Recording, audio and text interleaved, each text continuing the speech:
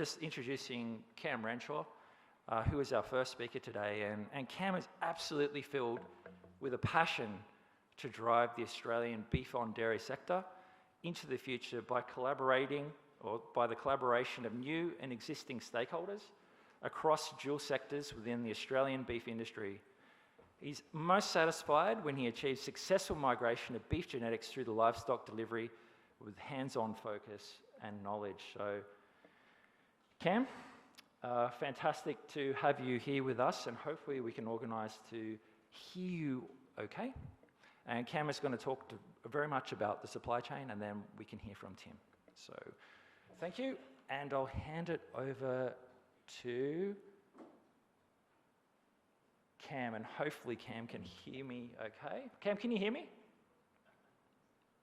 Okay, thanks to everybody for coming along and having me along this year at the symposium. I'm here to talk about the Australian beef on dairy situation, and the title and the topic that Cam put forward to me was the dairy industry need to be a price taker or a price maker? And so that is a really good question, and we'll get straight into it. So today, the objective from my end with this presentation is really to just set out some kind of high-level objectives for the dairy industry and also the beef industry. It's quite a complex and challenging topic because of all the moving parts across the supply chain. But really important first principle question is, does it need to be? And at the highest level, no, it doesn't need to be. There's some fundamentals that, as the dairy industry, we can look to achieve that will make us more profitable, and it will allow for more partnerships to be created through the supply chain. So high level overall, the beef on dairy supply chain is one that needs to be, and as we move deeper into it, will become much more connected with each other right the way through the supply chain. So, we've got the dairy farmer, backgrounder, and the feedlots, the processor, and the consumer. And historically, each one of these components within the beef supply chain, for the most part, has really worked independently of everybody else. And for the traditional beef on beef supply chains, this has worked, relatively good with a auction system. But for the beef on dairy space, one of the real challenges is that because the animal that we're producing, historically from the dairy farm, a portion within the supply chain has only really focused on a number of key attributes for the dairy farmer, and that has been fertility and calving ease, and the economics around how much the dairy industry is willing to spend on a walking bull or a straw of semen for an AI program. So historically, that's been one of the fundamental stumbling blocks that we have traditionally, and still to this day, at a number of levels, still continue to do and make that mistake. And that's one of the challenges that I would like to talk about today. If you're the dairy producer in the room, is how do you understand what the next person downstream is going to need in that animal? And so, like it says here, each person in this supply chain has got their own kind of KPIs that they're chasing. So for the backgrounder and the feedlot, they're chasing feed efficiency, they're chasing health traits. Essentially, their business model is one that, reflects the price of per weight gain, and that price per weight gain and the efficiency allows them to try and target grid prices and attract take-off agreements, funding, and it allows them to be a profitable business. For the processor in the room, their metric is quality and carcass yield, and one of the key metrics in this space on the beef on dairy is the ribeye size and shape and the marble score. We should keep in mind, as I'll go through my presentation today, that we talk a lot in the dairy industry around having to create a market for our kind of crossbred animals, but the reality is, if the chain is developed and the business strategies in each one of these links is done correctly, then we already have plenty of existing markets for certain type animals, and one of those animals is a beef on dairy animal that can meet certain coat colour and carcass traits that existing grids and existing markets, predominantly into the international high value space, which is where we should be targeting, do exist today. So we should always not always get too focused on the dairy industry having to waste time and money to establish markets. They do exist today, and it's always should be a reminder that that's one area that we can leapfrog and get access to market if everything is done correctly. And then at the end of the chain, which is what all of us are here to provide, is to the consumer. And the consumer's expectations are pretty simple. It's around cost, taste and tenderness. It's a sustainable product and it's ethically produced. And I'll talk a little bit about that right at the very end of the slide. But the ethics and the sustainability is the link that loops all of this beef on dairy supply chain together. And as we move deeper into the beef on dairy markets and our industry matures and grows in this space, I think we're going to find that right across the platform, the sustainability piece is going to be the universal lasso that everybody's roped by. So to get that beef on dairy supply chain where we need to be hitting those markets, it really centres around, at the start of it as a dairy farmer, is focusing on the correct genetics. I'm not going to dig too much into the genetics today, and I've got a few more slides coming forward that'll show just the importance and the relevance that genetic plays in market access and sustainability. Now, I'll have to just give credit to this graph because this isn't mine. This is Sarah Bolton's from Dairy Australia. If Sarah's in the crowd, thank you very much. Sarah and I quite often cross paths in this beef on dairy space. Sarah's been heading up from the industry level, and I've been at lockstep alongside Sarah in the commercial calf rearing space. But the premise of this graph is just to show traditionally how the Australian dairy industry has viewed the bobby calf. And really, if we look at that first graph of about, really trying to understand and take the mindset that we should be linking ourselves and creating partners and value-added products in the supply chain, this graph here just shows us that historically the dairy industry is extremely volatile and it is extremely restocker focused. So along the top there is the bobby calf slaughter numbers, and it is almost an inverse or counter-cyclical mindset and decision-making process that us as the industry makes in conjunction with the Eastern Young Cattle Indicator. And basically when we see that the Eastern Young Cattle Indicator goes up and down, that is basically in real time the decisions around whether or not we keep our bobby calf or we send it on the bobby calf truck. The real question here is up until today, we've relatively, this has been a business model that we've been able to get away with.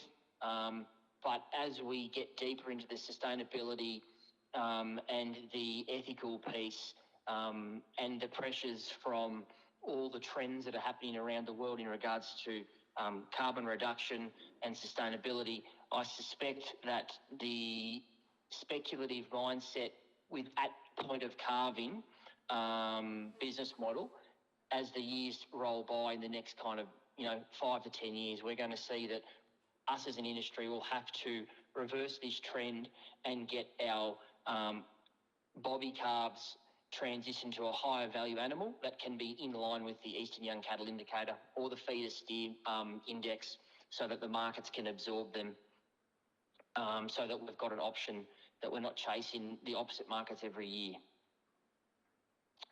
Okay, just to go back on, following on from historically how we have handled the bobby calf issue and been so reactive essentially at the point of calving, not the point of conception, is the issue around the bobby calves. And so back in July 2021, the ADF held their first major online forum for beef on dairy, and it was a very strong rollout. Some of you in the audience may have attended that. There was over 500 registrations, and there was quite a few hundred that actually attended the online event through COVID. From that, there was some policy exploration process announced that was made. So really what the ADF was saying was we recognise that every year the Bobby Calf issue goes up and down, counter-cyclical to the markets, and what we need to do is we need to try and find a solution to the underlying issue that the industry faces around non-requirement or non-replacement pregnancies that the industry creates.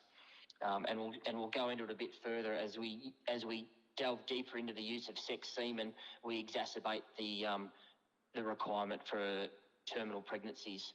So from that policy exploration process, there was what was going to be a calf task force. This was essentially to try and give some recommendations to the ADF National Council around potential policy updates, changes or amendments, or how the industry handles the Bobby Calf animal welfare issue.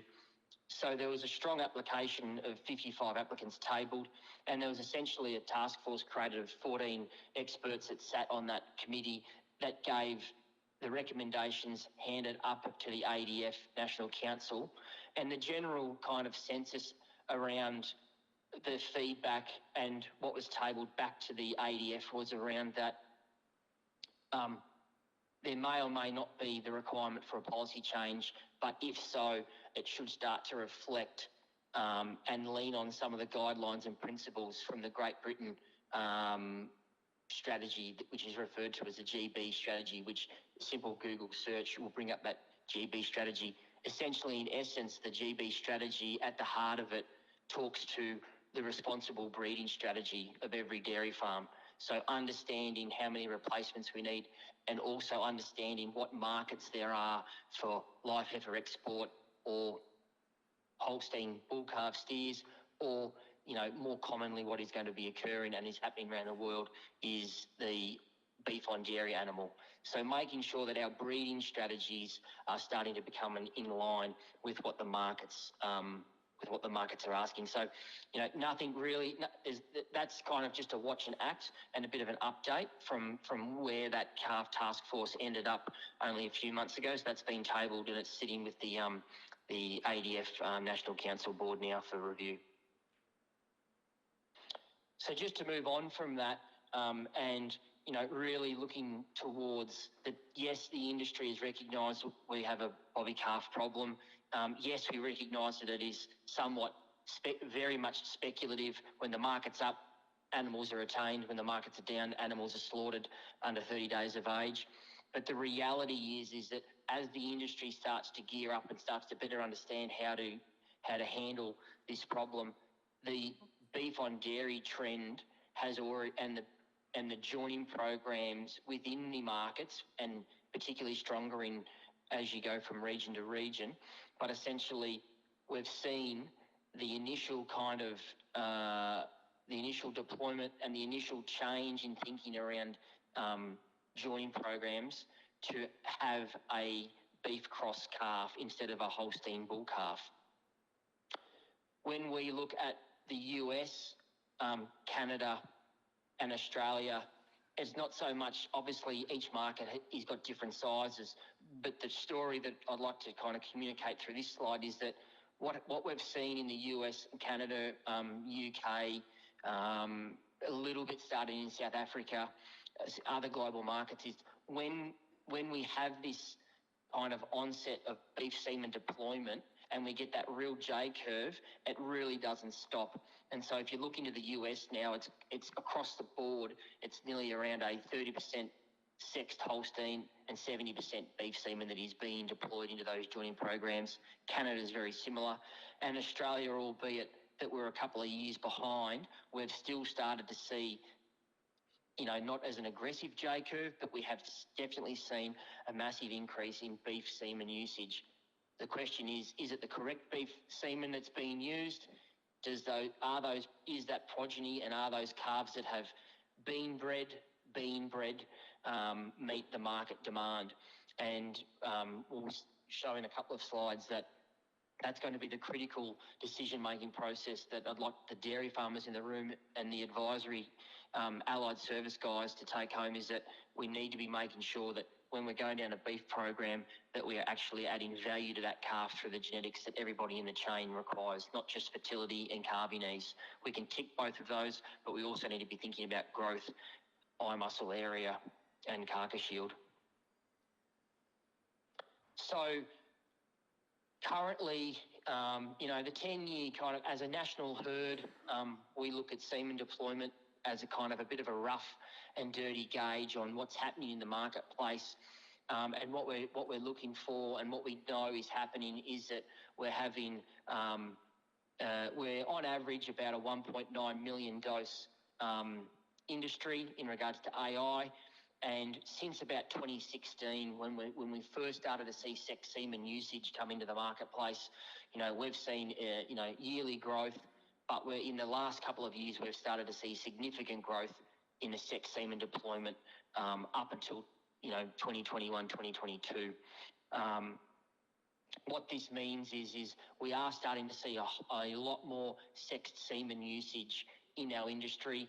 From last year, this year, we've jumped from 320,000 to 520, nearly 530,000.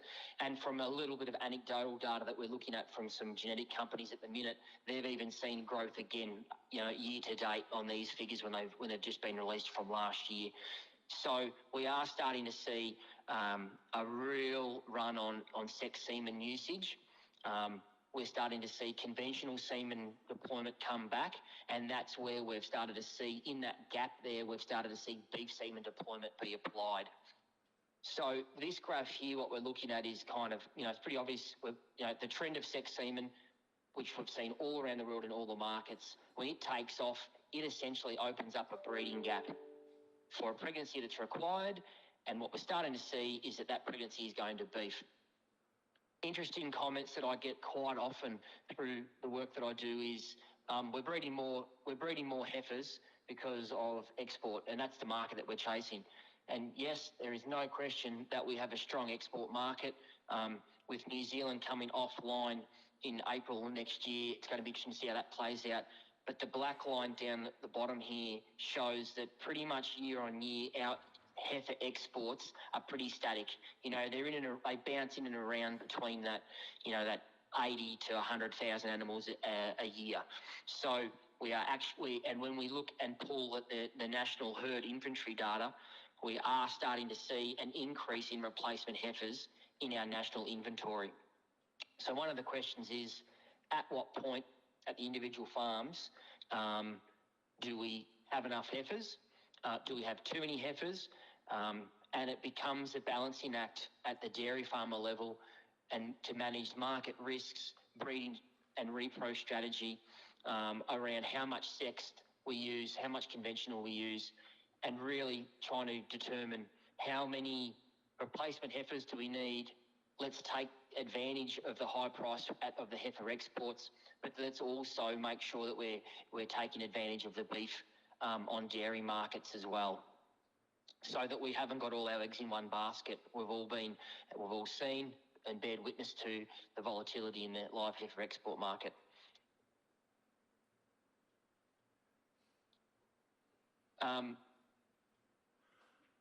We're really here is just, this kind of gets us to the point that we know that we're using a lot more sex semen. We know that conventional semen is getting less and less year on year, and we've started to see huge amounts of beef semen and mop-up bulls switch to standing bulls doing joint natural mating programs. This is essentially what we need to, as a industry, avoid as much as possible. It is the difference between, on your left, a high-quality beef on dairy animal, and on your right, pretty typically what the industry has been creating far too much of for a number of years now, and will continue to create this type of kind of uneconomical animal if the wrong genetics are used. These two animals were inducted in the same week. weaned the same, and the difference is dramatic. When we take these animals further out and we're looking to pull the hides back and try and find a market for them, the animal here with the horns and, very skinny brisket is almost unsaleable. What we need to be doing as an industry is making sure that we are consciously questioning and planning for our joining programs or the bulls that we buy, making sure that you're talking to your genetic companies and the markets around what genetics should be used. High level, we need to be making animals that can match it on the beef on beef stage. And when you get it right, you can tick the market box and meet those grids.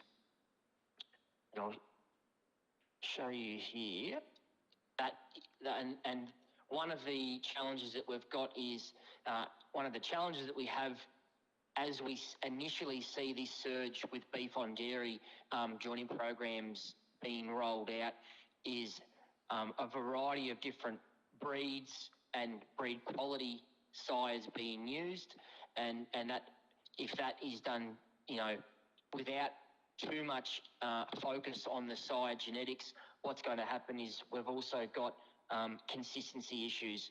The number one thing that the processors and the consumers love is consistency.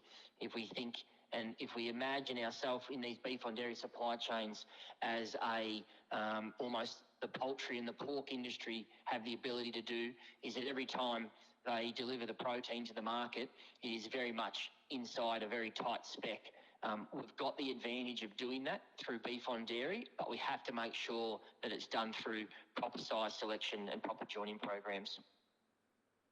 I didn't want to delve too much into the actual numbers that make up this chart because there's so many variables, but high level, when we look at the supply chain and the reality of the inputs that go into breeding and rearing and delivering a calf to a backgrounder, this represents almost the first 120 days, 130 kilos, the animal that's ready to go and make its way down the supply chain.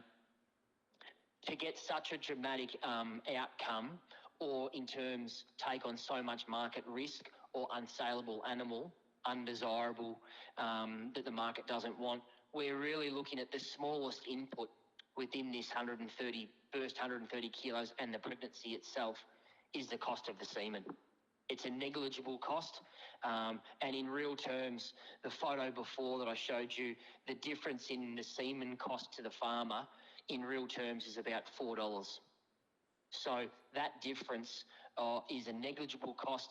It's where we need to be talking to our genetic companies, need to be talking to our resellers and our AI technicians to make sure that we're putting in good quality beef on dairy semen. We want to start shifting as quickly as possible away from the traditional dairy beef, $3, $4 or $5 a straw, and we're looking at just calving ease and fertility. So one of the critical decision-making processes that us as the dairy industry need to go through is to make sure, once again, it's the smallest input cost. We need to be making sure that we're using the right genetics going in both our walking bulls and also our AI programs.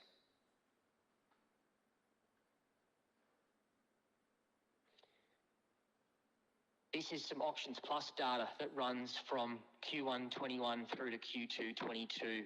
And really what I've tracked here is every week Auctions Plus, has a sale on a Friday, and there's a lot of dairy cross animals that have made their way through that platform.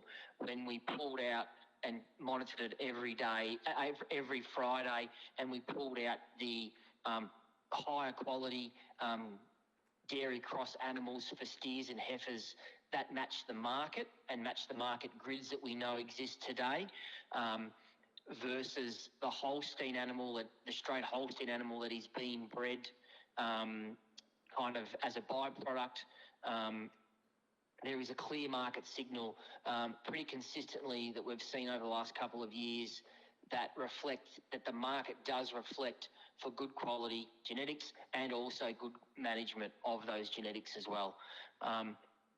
I didn't bury into the data because it's very kind of, it's very regionalised data that we have. But when you look at the purchase price or the sale price at that 7 days of age mark, we almost see the same trend in line with the Eastern Young Cattle Indicator, the auctions plus sales of what the Holstein bull calf is worth, basis the value-added beef on dairy animal, and typically you would be able to work on about a factor of 3.5 to 4 times the value of a good quality beef on dairy animal that is profitable through the supply chain than a straight Holstein calf. But as I said, that number is really, it's really regional and it's really isolated, and you have to be bringing it in from multiple points. But I suppose the take-home message here is that the market is reacting to good quality beef on dairy animals, and we need to be mindful that if we breed the poor quality animal, we're going to be still creating the issue of how do we get rid of this surplus calf problem when the markets tighten up and the seasons change.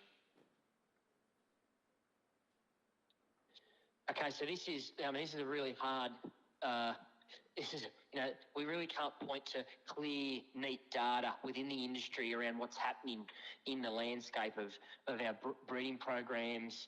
We only very recently, the industry has only just started to differentiate between a good high value beef on dairy semen and the traditional low value dairy beef semen. So we really haven't had access to try and understand nationally what is going on in regards to the beef on dairy progress. But kind of anecdotally, and what we see through clients and kind of the industry knowledge that we have in this space is that, if we looked across the 5 to 7 main genetic companies that are prominent that we all use and deal with relationships day to day as a dairy industry, we are starting to see them internally selling a lot more high value beef on dairy semen for the markets. And when we make some kind of assumptions further out across the 2022, 23, 24 to 26 breeding programs, we're starting to see a really ramped up deployment of that semen. So, we are starting to see a lot more calves being born in the system. The markets and the supply chains are starting to try and catch up. There's a lot of conversation going on around the relationships. There is a lot of very high level, very serious conversations going on around how do we integrate the markets back down through the meat packers, back down through the feedlots, to the backgrounders, to the calf rearers, and to the dairy farmer, through to the genetic companies. The reason these conversations are starting to be had is because we've seen massive increase in sex semen. We've seen the capacity for terminal bred pregnancies to occur, and we're starting to, by default, see the industry make the transition unsuspectingly to itself. It is making the transition, and we need to start to, as the individual dairy farmer, start to ask yourself the question: what markets and how do I access, and who do I need to be talking to, and how can I align myself with these markets so that when the cattle industry shifts and we kind of come out of the national rebuild phase in the next 18 months to 2 years, these breeding programs have pathways and the animals have pathways to go down that do add value to your bottom line. So, in the next couple of years, we're going to see, over 150,000 of these animals come online. These numbers, in my mind, albeit kind of not speculative, but as best information as we can gather to try and base our decisions on, they are conservative. It's different from region to region, but we are going to start to see hundreds of thousands of these animals start to migrate their way down the supply chain. The trick's going to be that it's not the wrong animal, and that we've got good solid relationships and contracts so that we can grow into that beef protein market. So from my mind, there's a few kind of critical dot points that individual dairy farmers should be thinking about in regards to implementing a successful strategy around beef on dairy. And this essentially comes back to the first question really around, do we want to be a price maker or do we want to be a price taker? We do have the luxury and the advantage of, as best as practically possible, to be a price maker and work with the supply chains around the value of the calf. But that's going to take some planning, it's going to take some time and some understanding. So number one is, what's the business plan and strategy around the reproductive programs? Are we going to target 30% for the export heifers? Are we going to be doing 30% for beef for terminal bred? And is 30% replacements enough for our business? Does that work? Do we need to shift it around? Let's not have all our eggs in the one basket. My advice from the breeding programs moving in 2023 would be is that your focus in your beef programs, if that is what you are going to go down, would have a minimum focus around and exposure around the speculative markets. I would be treading cautiously that you would want to be having conversations with markets, knowing where your animal is going into the coming years as we start to see the national rebuild hit peak numbers, and then we start to go back into the herd dispersal or maintenance phase.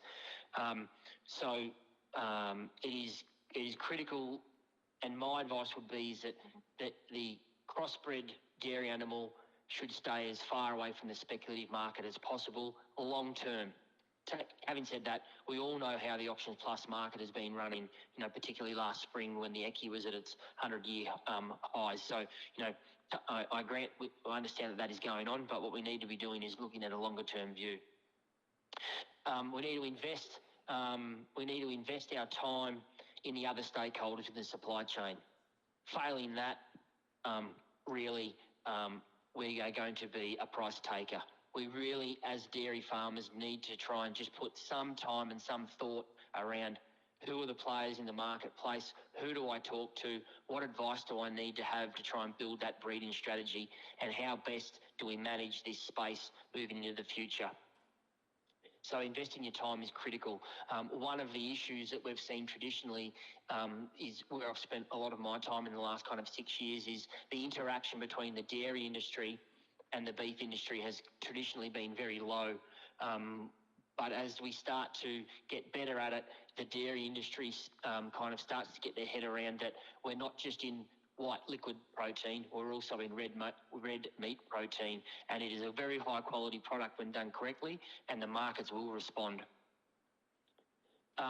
We need to establish some commitments between stakeholders. I think we've got Tim Judon from StoneX next following my presentation, and he'll be talking to you about just how important and how much opportunity there is that if the dairy industry can provide commitment to these supply chains, then it opens up a whole bunch of funding and de-risk management strategies moving into the future, which is going to be critical when large numbers of these animals come online. Genetic companies play a very important role in this. They need to be very up to speed and interacting with their dairy farmers around their genetic strategy. We can't just be affording to try and make the decision moving into the future around when the calf's born, now what do we do with it? If we go back to the graph that Sarah put together around that counter-cyclical kind of mindset between the ECI and the bobby calf retention sales versus, no, the market's up, so we'll grow it out. We can't afford to keep doing that moving forward, and I don't think that the consumers into the future are going to be will allow it. And the premiums do lie in certification programs. So once again, understanding your markets, talking to the genetic companies, understanding what certification programs are out there, because that's where the market premiums do lie, and that is essentially where we're going to find the difference between a price taker and a price maker in those certified high-value programs. And to do all this, we need to attract finance. We've got infrastructure costs, we've got market risk, we've got operational expenses, more labour, more milk powder. So taking in consideration the extra expense to get the net benefit, all those dot points that come before that around understanding your market, understanding the business program, understanding your genetics, they are going to allow for finance to be attracted to your business so that we can build infrastructure and make sure that we're migrating these animals into the correct markets. And so from that, I've got the last slide here, guys. And really, you know, sustainability is a word that really does get thrown around. It's kind of becoming one of those hot words that we all look towards. You know, it's a very, you know, it encompasses a whole lot of stuff. But for me, when I look at the beef on dairy markets that are starting to emerge and develop, and existing markets that are here, the one thing that I can 100% guarantee us as a dairy industry is that the word sustainability is not going away. It means multiple things to all different people in the supply chain, milk processors, meat processors, red meat markets, global markets, and the dairy industry itself. Our role in beef on dairy programs is a sustainable one. We haven't even touched on today around carbon abatement and GHG reduction and a whole bunch of stuff that the industry will start to understand moving forward. But it's quality, it's resilience, and it's a close integration between the beef and the dairy sectors that sustainability is really going to be the loop that ties us all together moving forward as an industry. Thank you.